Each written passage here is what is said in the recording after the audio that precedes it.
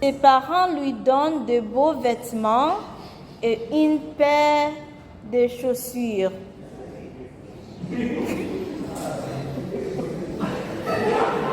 Silence.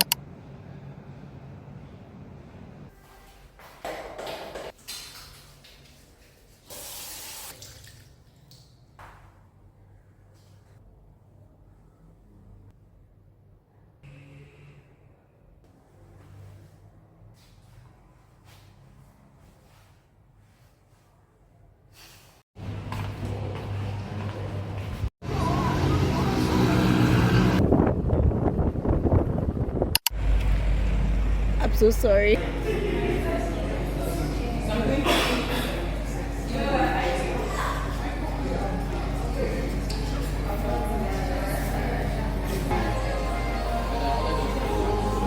It's grounded in a scripture that I love, which is Romans 8:28, which says all things are working together for good.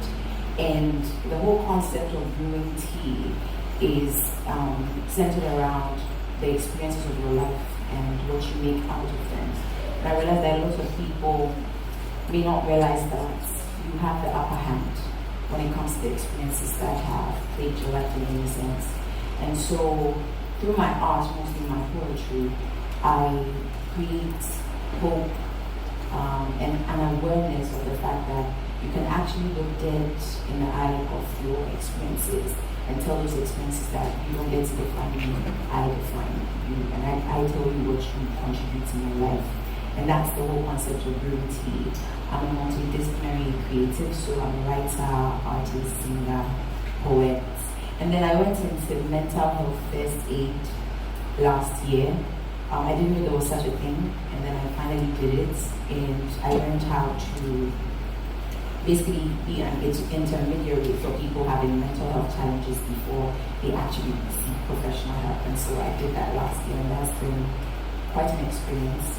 And then I have this NGO called the Brewing Tea Initiative, which is meant to look at the marginalized in society and just look at ways by which we can help them turn their story around in the same vein of this whole brewing tea concept. So yes, that's it. There's a scripture that talks about how one will conquer 1,000 and two will conquer 20,000. And so that's ideally what 1,000 is about. It's influencing men as individuals so that they will go out and influence other men, like just the multiplication effect. So that's the thing. And creating the creative space for men to be able to like address their mental health. First of all, we realized there was a gap. When we started this, we thought we were going to just get 20 men because men don't want to talk about stuff generally. Yeah, we don't want to talk. I'm not a man right now. I'm embodying my femininity to talk right now. But men don't like to talk. So we had to find a way for them to do that. And you find that even as men or as brothers, and this is why the military works really well. When you go through some type of pain or like you shed blood together, or you go through some type of experience together, that's when you're able to open up. So the way we started One Man House was exactly this way. So when we were putting out the flyers and the videos and stuff, we're like, guys, come, we're going paragliding, we're going quad biking, we're going on a retreat. The last one we did, we went on a retreat with the military men, and we went to the camp and we did like an endurance course. So what typically happens is that after the endurance course, where we've all gone through like a gruesome experience of pain, sweating, holding each other, like making sure that we all get there. It's not like necessarily like a competition, like we all need to finish this together. But what typically happens at the end of that activity is that now we sit down and we've built the camaraderie to be able to open up ourselves to that. And that's what the creative space has catered for. That's what it brings to us. So now we can, I'm laughing at you, like, bro, you were struggling, you were running, but like I saw that you were here with me, and then now we're here, we're breaking bread, we're eating, and before we realize we're having like a 3-hour conversation about so many things. Typically if you just bring men together, we want to talk about money. Because we try to embody being a provider. But after this, now the conversation about money is that I'm not really a provider, but I'm a tool for provision. But these are the things that come out because we built that rapport from an activity. So that's the hack basically. Like just creating that creative space to do just random, sometimes even dumb things. And then after that, we get into the nuances of the conversation. Oh, it's not a song, it's a poem, but it's mixed with a song. It's an ode to friendship and the support systems in our lives when we're going through really difficult mental health situations. And I think people don't really realize that is one of your superpowers when you have a support system. And so I'm gonna sing this song I wrote only last night, I think. So it's just like 2 lines, but vibe with me, okay? This is my guitar. She's called Hadar Ketsura. She's a little shy, but it's her first time out. All right, so this is how it goes. To the ones who stay when troubles come our way, we lift our glasses to your friendship. To the ones who stay when troubles come our way, thank you for walking with us. Aww. So that's more okay, so I'm going to sing it again. If you could just clap like this. Let's see. Okay. To the ones who stay when troubles come our way, we lift our glasses to your friendship. To the ones who stay when troubles come our way, thank you for walking with us. It's a long road, this life. There are thistles and thorns, fire outbreaks and storms. There are days you abide under a shadow unlike that of the Most High. Your head sunken, your shoulders bowed. You're weary from the journeys of life, overwhelmed by it all. And on those days, there are these peculiar souls, it seems God crafted them with you in mind. They will wipe the blood off your feet and carry you if they have to. They will willingly get drenched in the rain as they hold the only umbrella over your head. In the shadows, they pray for you. They wage a warfare for your soul, for your sanity, for your life. They lift your head and assure you that you will not bow your head in shame.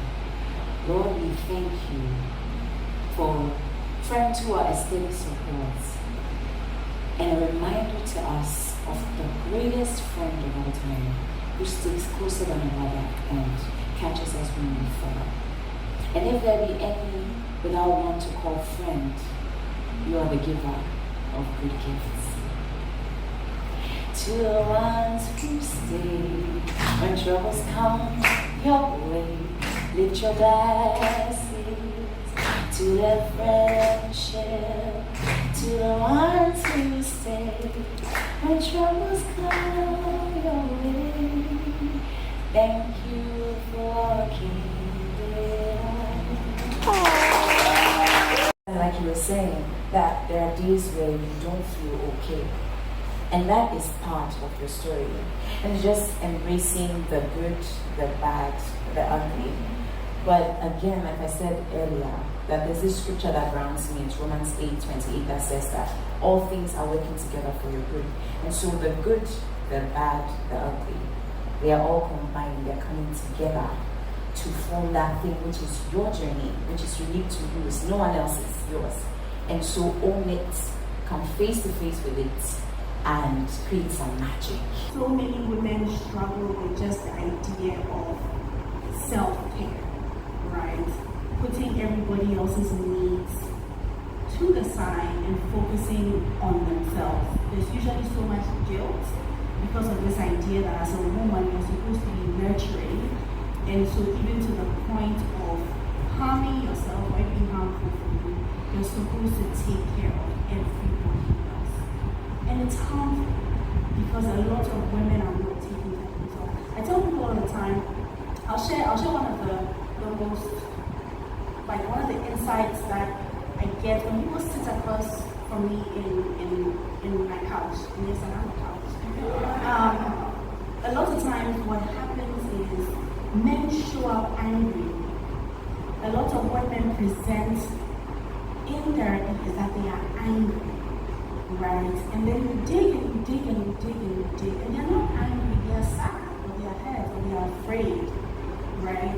But those are not emotions that are masculine, right? If you are a man, you are not supposed to be afraid, you're not supposed to be sad, you're not supposed to be hurt, because that's weak.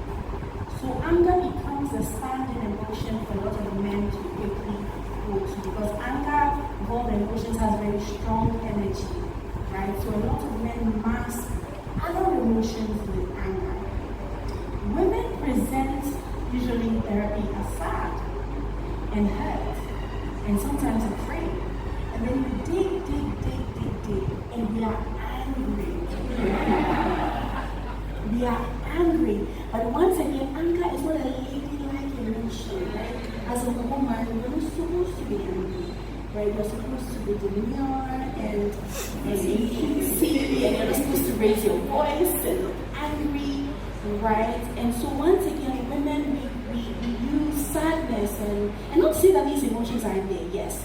But you find primarily that we grab sadness and hurt because it just feels like, okay, this as a woman, it's okay for me to be sad and cry because then, right? Oh, we are angry. And you can imagine how that gets in the way of our healing because we cannot even rightly identify exactly what it is that we are feeling and dealing with to get to the root of what we need to work through.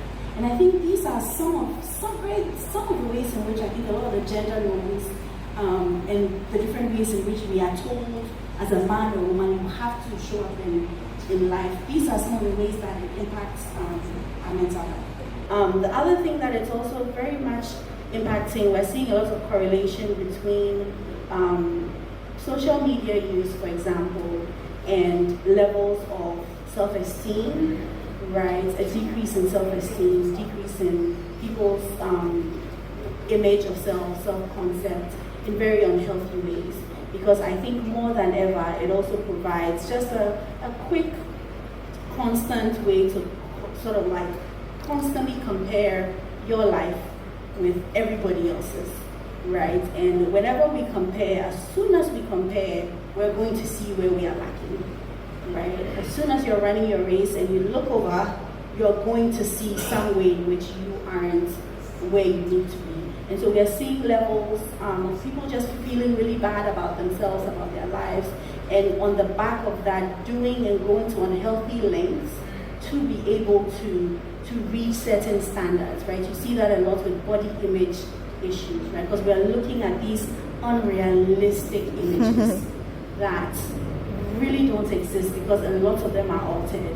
But if you are constantly being fed this idea that this is what you're supposed to look like in order to have this wonderful life, right, then people are going to just ridiculous lengths to be able to meet that. And that, as you can imagine, isn't great for our mental health. We are also seeing just people really struggling with our focus and our concentration, right, and our ability to focus and concentrate is also worse than ever. Because we have this thing that is constantly just competing for our attention, regardless of what we are doing. And also this idea that we are pretty much, I don't know about anybody, I'm going to be really honest. Right now, my focus and concentration is so bad compared to what it used to be, that even when I'm watching a YouTube video, right, and there's an ad that comes on for literally 5 seconds, I get so agitated with the 5, and it's literally 5 seconds, but I'm looking at this thing just waiting for the 5 seconds so I can hit skip, right? And what research is telling us is that, once again, more than ever, our attention span and our ability to focus, right, and even be patient and wait, right, is worse than ever. Because one of the things that I think this digital age has done to us is that we are used to getting things fast, right? That we don't have an ability to wait. Impulse control is also at a high time low because everything we want, right? You want it, or you see it, you want it, you get it, right? And so those are some of the ways in which, you know, it's really having a negative impact on our mental health. we have to learn to know the place for social media, because sometimes social media is just a place for networking and like we're talking about collaborations and just, but sometimes you meet some people on social media who become a very great part of your life, and so there's this balance to it. But I think situating social media where it rightfully belongs is what really matters, and how you're able to separate it from your reality, because it's not like, for example, you go on social media and you see some people, they've been married for 10 years and you're not married, and you're like, oh God, when am I going to find somebody? And you're getting depressed, but you don't know what their story is. There's no one on social media that can tell you the whole story.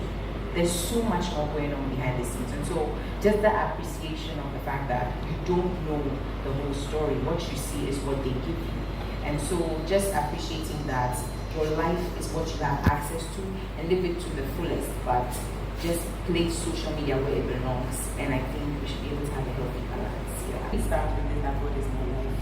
I think if anyone has gone through any mental health challenge or anything of the sort, you realize that you need a higher power to deal with whatever you're dealing with. You feel whatever is confronting you at that moment, you don't have what it takes within you to solve it. Yo, am I on track? You need a higher power. And for me, it's always been God that I have relied on. And so, like I said earlier, that I had this very challenging situation, and it was crazy. I had to deal with shame, self-betrayal, a whole host of emotions I had no business. I didn't know what to do. I couldn't live with myself. It was crazy, and I would have to have conversations with God, and then He would remind me, calm down, you know who I've made you. And it was such a grounding experience for me. But another thing was, and I think Doc mentioned something about your body and how it responds to the things that you carry. And I remember very distinctly there was a time in my life where, the mention of somebody's name would just send a shiver through my heart. It was like pain. I would literally feel the pain. And God said, you see, let me tell you something. This thing that you're going through, the more you keep going on like this, is going to become a disease. Your body is going to store up the negative emotions and is going to give you sickness back. And so you have to learn to let go. And so those are some of the conversations you have with me. And then that's how I started to navigate letting go. So sometimes people say let go and forgive, and you're thinking, no, I have a right to hold on to what this person has done to me. And I'm justified in holding on. And they deserve whatever negative energy I'm giving them. But this is where there's a plot twist. It's not affecting them, it's affecting you. And so it all also comes down to self-awareness. And then also realizing the role that you had to play in the whole situation. Because it's not every time that somebody is all bad. And sometimes God will remind me of that. It's not about them. It's about you and the things you allowed and the boundaries that you didn't put in place. And so I would have loads and loads and loads of conversations with him, and he would teach me a number of things. Sometimes he would say, get up, go for a walk, start exercising, and do that and do that. Some of the things I later found out that, they actually helped mental health, and I didn't know. I just knew that God was telling me to do it, and I did it, and it gave me the results I needed. So I don't blame God because he pulled me out of a very dark place. And of course, sometimes he just lead you to who to speak to. Talk to this person, and in the mouth of that person, there's an answer that you need, because you can't let go of community and just, because we are here for each other. You can't do it alone. It's not possible. And so just those avenues of, finding different pockets of healing, and navigating the journey. Thank you. We see, our brains meet. It is your greatest ally. It's not something you reward yourself with after you've worked really, really hard. It's literally like the air you breathe. Your body needs it, right? And once again, I have had experiences where people literally end up in a hospital bed from exhaustion, right? And lack of rest and lack of sleep. Sometimes I've seen people dead in the middle of the most important exam of their life. Students fall asleep because they have kept their bodies from getting rest for 48 hours. They are just cramming through the night, and you think, I can just hold my... And at that point, your body is literally thinking, they're going to kill us. I need to shut some organs down so we don't die, right? Because everything we need to do, we have all our goals, aspirations, excellence, but your body has one. Your brain has one thing is to prioritize over everything else. And that's it wants to keep you alive, it wants to preserve you. So anything that it starts to see as a threat to that, it will literally take over and do what it needs to do. So please sleep, and rest. And rest can be a little different from sleep.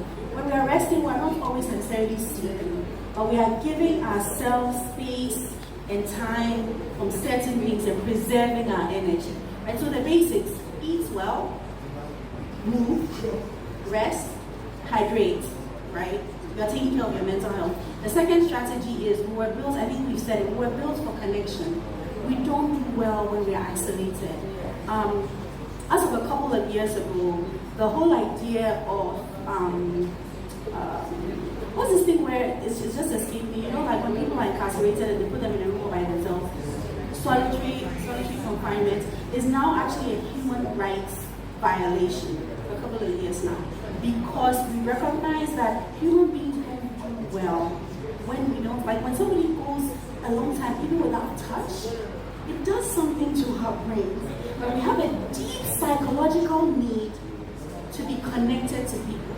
But those connections also have to be healthy, right? So these need to be nurturing, safe connections, but find ways to connect to people, right? Connect to communities, right? Connect to other people, connect to yourself in a way that is healthy. And the third thing I'll say, which is very much in line here with what we are talking about here, is to find a way to create. We were also born, we're created to create. And I find that a lot of people think being creative means you are artistic, which is one aspect of it, but we create in all kinds of ways, right? Putting your outfit together to come here tonight, you created something, right? Cooking up that meal and deciding to throw in a different spice to change the recipe, you created something, right? It's important that we are constantly finding ways to create, because that also does something to our soul, right? Which impacts our mental health in a positive way. When I wake up in the morning and the sun hits some side of my face, these are the things that keep me sane. And I think that for the longest time, the people around me, well, just a few friends, didn't understand why. Well, first of all, I'm a curator, alright? So I'm curating my environment. Some would say it's partially control. But I think it's also curating the life you want to live, right?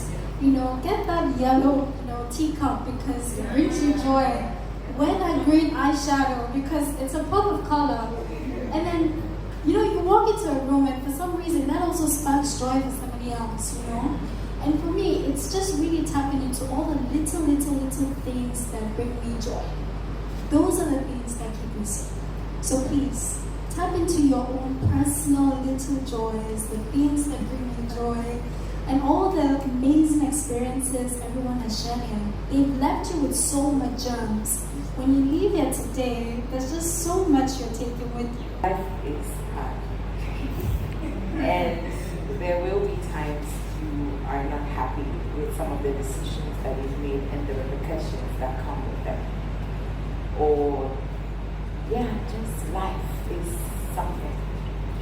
But I think being gentle with yourself, you only have you, well, in a sense. You have your people, but you have you.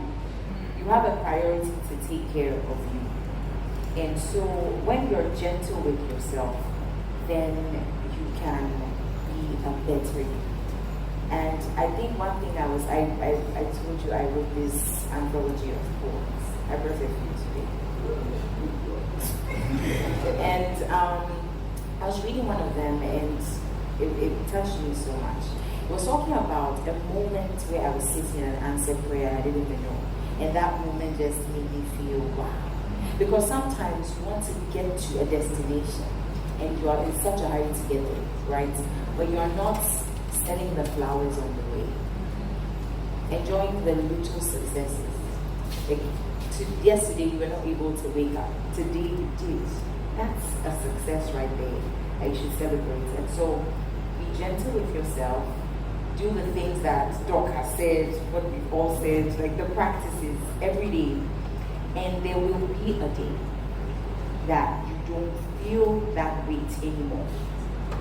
Don't be in a hurry to get to that day. Just gently, slowly take one step at a time, and you will get there.